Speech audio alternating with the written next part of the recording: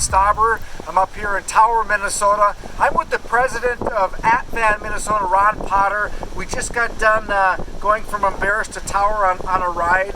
It's projects that you have put forward. Ron, tell us about the ATV clubs and what you've done and what it brings to our economy up in northeast of Minnesota.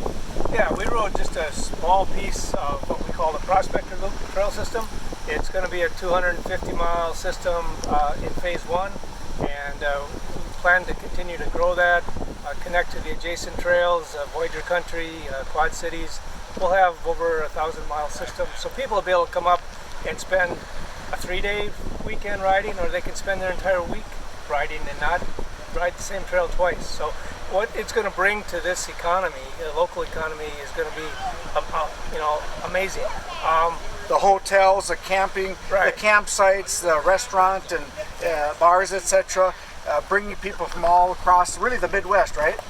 Yeah, and once this system is in place, it'll be one of the best in the nation. So we'll bring more than the Midwest. It'll be a national destination when we get this system completed. So, the economy is going to see the impact of that type of activity.